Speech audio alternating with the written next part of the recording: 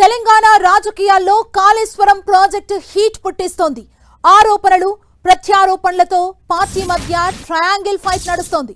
మూడు పార్టీలకు కాళేశ్వరం ప్రాజెక్టు ఇప్పుడు ప్రధాన రాజకీయ అస్త్రంగా మారింది. ప్రాజెక్టు వైఫల్యాలకు గత బీఆర్ఎస్ ప్రభుత్వ అవినీతి, నాసిరకం పనులే కారణమని కాంగ్రెస్ ఆరోపిస్తోంది. ఇటు బీఆర్ఎస్ కూడా కాంగ్రెస్ ఆరోపణలకు గట్టిగా కౌంటర్ ఇస్తోంది. ఎన్డీఎస్ఏ ఒకటి చెబితే కాంగ్రెస్ మరొకటి చెబుతూ రైతులను నట్టేటా ముంచుతోందని ఆరోపిస్తోంది. ఇక బీజేపీ కూడా ఏమాత్రం తగ్గట్లేదు. ఈ రెండు పార్టీలు ఒకటి అంటూ ఘాటుగా స్పందించింది. కాళేశ్వరం కాదంటూ రామేశ్వరం అంటూ బీజేపీ ఆరోపణలు చేస్తోంది.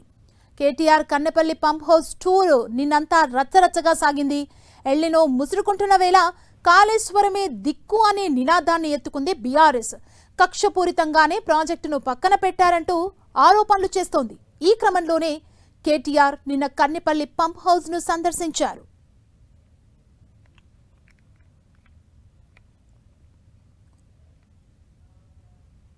తెలంగాణ రాజకీయాల్లో కాళేశ్వరం ప్రాజెక్టు హీట్ పుట్టిస్తోంది. ఆరోపణలు ప్రత్యారోపణలతో పార్టీల మధ్య ఒక ట్రయాంగిల్ ఫైట్ నడుస్తోంది. ఇదే అంశానికి సంబంధించి మరిన్ని డీటెయిల్స్ మా ప్రతినిధి ప్రతాప్ మనకు అందిస్తారు. ప్రతాప్,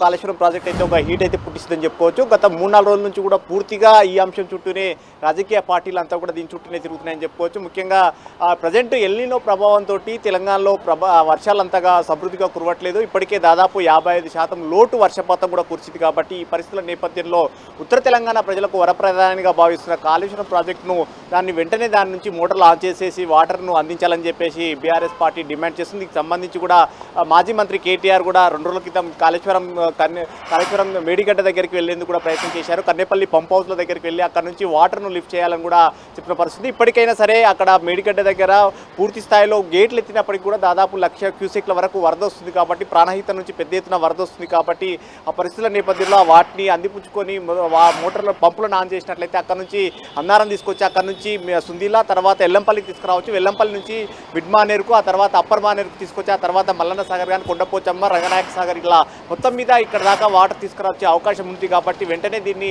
మోటార్ లాంచ్ చేయాలని చెప్పేసి కేటీఆర్ డిమాండ్ చేయడం జరిగింది. కొంతమంది నేతలతో వరుసగా వెళ్ళి కూడా అక్కడికి ప్రభుత్వంపై ఒత్తిడి తీసుకొచ్చే ప్రయత్నం చేశారు. అయితే దీనికి సంబంధించి చూసినట్లయితే గత 2 ఏళ్లుగా కావాలంటే కాంగ్రెస్ ప్రభుత్వం ఒక కుట్రపూరితంగా రాజకీయ కుట్రలో భాగంగానే ఈ కాళేశ్వరంను పూర్తిగా నిర్వీర్యం చేసే ప్రక్రియ చేస్తుందంటూ కూడా కేటీఆర్ ఆరోపణలు చేశారు. అయితే కేటీఆర్ చేసిన ఈ కామెంట్స్ను మంత్రి ఉత్తమ్ కుమార్ రెడ్డి అదే రోజు కేటీఆర్ వెళ్ళే ప్రయత్నం రోజు మాత్రం మన సండే రోజే మంత్రి ఉత్తమ్ కుమార్ రెడ్డి స్వయంగా పవర్ పాయింట్ ప్రజెంటేషన్ ఇవ్వడం జరిగింది. సచివాలయం వేదికగా అధికారులతోటి ప్రజెంట్ అక్కడ జరుగుతున్న వర్క్ ఏంది అనేది, మేడిగడ్డ దగ్గర జరిగిన అంశానికి సంబంధించి కానీ గతంలో జరిగిన అంశాలకు సంబంధించి అన్నిటి కూడా వివరించే ప్రయత్నం చేశారు. ఆ తర్వాత 2023లో అక్కడ కుంగుబాటు తర్వాత ఎన్డీఎస్ఏ రంగంలోకి దిగిన తర్వాత ఎన్డీఎస్ఏ ఎలాంటి నివేదిక ఇచ్చింది, ఇక్కడ ఇప్పుడు ఎన్డీఎస్ఏ నిబంధనల ప్రకారం నేషనల్ డ్యామ్ సేఫ్టీ అథారిటీ ఎలాంటి సూచనలు ఇచ్చింది, ఆ సూచనల ప్రకారంగానే మేము ముందుకెళ్తాం తప్ప ఎట్లా పడితే అట్లా ముందుకెళ్ళడానికి వీల్లేదు. ఇప్పటికే కాళేశ్వరం ప్రాజెక్టును కూలేశ్వరం చేశారంటూ కూడా మంత్రి ఉత్తమ్ కుమార్ రెడ్డి ఆరోపణలు చేశారు. అయితే కేటీఆర్ చెప్తున్నట్టుగా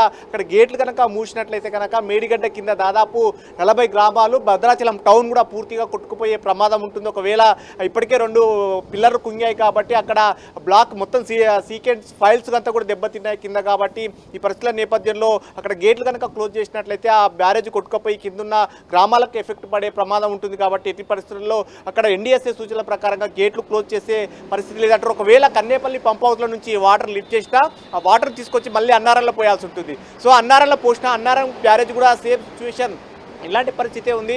అన్నారం కూడా పెద్ద ఎత్తున బుంగలు ఏర్పడ్డాయి. కాబట్టి ఆ వాటర్ అంతా కూడా వచ్చిన వాటర్ అంతా కూడా మళ్ళీ యథావిధిగా కిందికి నదిలోకే వెళ్తుంది. కాబట్టి ఎలాంటి ఉపయోగం లేదు. ఈ పరిస్థితుల నేపథ్యంలో అన్నారంలో వాటర్ స్టోరేజ్ కూడా నింపే పరిస్థితి లేదు. కాబట్టి అక్కడ వాటర్ను లిఫ్ట్ చేసినా కూడా ఉపయోగం లేదంటూ కూడా మంత్రి ఉత్తమ్ కుమార్ రెడ్డి చెప్తున్నారు. మరోవైపు మాత్రం అన్నారం బ్యారేజ్ కానీ అదేవిధంగా సుందీల బ్యారేజ్ కానీ ఎలాంటి డ్యామేజ్ కాలేదు, వాటి పటిష్టంగానే ఉన్నాయంటూ బీజేపీ ఎంపీ ఈటల రాజేందర్ నిన్న ఒక స్టేట్మెంట్ ఇవ్వడం జరిగింది.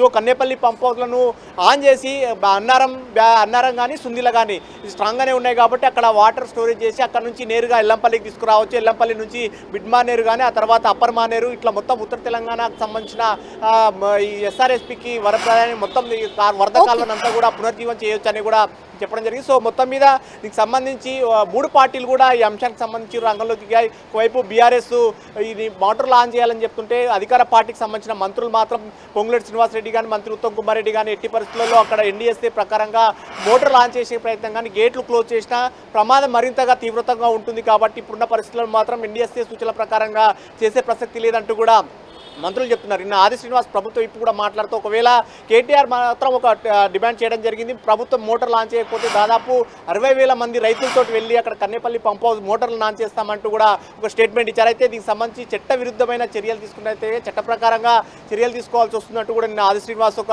హెచ్చరిక కూడా జారీ చేయడం జరిగింది. సో మొత్తం మీద ఇట్లా 3 పార్టీల మధ్య ట్రయాంగిల్ ఫైట్ నేపథ్యంలో ఈరోజు స్వయంగా సీఎం రేవంత్ రెడ్డి రంగంలోకి దిగిన పరిస్థితి. ఈరోజు సాయంత్రం ప్రజాభవన్ వేదికగా దీనికి సంబంధించి కాళేశ్వరంకి సంబంధించి ఒక పొలిటికల్ ట్రయాంగిల్ ఫైట్ నడుస్తున్న నేపథ్యంలో వాస్తవ పరిస్థితి ఏంటనేది మరోసారి పవర్ పాయింట్ ప్రజెంటేషన్ ఇవ్వాలని చెప్పేసి కూడా సీఎం రేవంత్ రెడ్డి భావిస్తున్నారు. సో ఈ రోజు సాయంత్రం 6 గంటలకు ప్రజాభవన్ వేదికగా మొత్తం మీద దీనికి సంబంధించి మేడిగడ్డ కానీ అన్నారం సుందీలకు సంబంధించిన ఈ 3 బ్యారేజ్లకు సంబంధించి కాళేశ్వరం ప్రాజెక్టుకు సంబంధించి 3 గుండెకాయలు లాంటివని చెప్పుకోవచ్చు. అక్కడ నుంచి మాత్రం నీళ్ళు వస్తేనే ఎల్లంపల్లికి రావాల్సి వస్తుంది. ఎల్లంపల్లికి వచ్చిన తర్వాతనే మిగతా ఆయకట్టుకు సంబంధించి రైతాంగానికి సంబంధించిన ఆయకట్టుకు కానీ అదేవిధంగా కిందికి మిడ్ మానేరుకు అప్పెర్ మానేరుకు అదేవిధంగా కొండపోచమ్మ సాగర్కు మల్లన్న సాగర్ కానీ రంగనాయక సాగర్కి అన్ని వాటర్ రావాలంటే కూడా మెయిన్ అక్కడ నుంచి రావాల్సి ఉంటుంది. కాబట్టి ఇక్కడున్న సిచ్యువేషన్ సంబంధించిన పరిస్థితి ఏందనేది పూర్తిగా వివరించేందుకు సీఎం రేవంత్ రెడ్డి భావిస్తున్నారు. సో ఇప్పుడున్న సిచ్యువేషన్ సంబంధించి ఎన్డీసీ రిపోర్ట్ తర్వాత రాష్ట్ర ప్రభుత్వం చేపడుతున్న ప్రయత్నాలు ఏవైతే ఉన్నాయో ఇప్పటికే బోర్వెల్స్ చేసి దాదాపు 100 బోర్వెల్స్ చేసి అక్కడ ఉన్న సీకెండ్ ఫైల్కి సంబంధించి మొత్తం సాయిల్ టెస్ట్ చేయాలని చెప్పేసి ఇప్పటికే నిర్ణయించింది. కాబట్టి దానికి సంబంధించి రాష్ట్ర ప్రభుత్వం ఇప్పటివరకు చేసిన ప్రయత్నాలన్నిటి కూడా చెప్పాలని చెప్పేసి సీఎం రేవంత్ రెడ్డి భావిస్తున్నారు. సో మొత్తం మీద ఈ అంశానికి సంబంధించి సాయంత్రం సీఎం చెప్పే ప్రజెంటేషన్ మరింత ఇంపార్టెన్స్ చోటు చేసుకుందని చెప్పవచ్చు. మొత్తం మీద ప్రజెంట్ తెలంగాణ పాలిటిక్స్లో కాళేశ్వరం అయితే ఒక హీట్ అయితే పుట్టిస్తుందని చెప్పొచ్చు. సుమా, థ్యాంక్ యూ ప్రతాప్.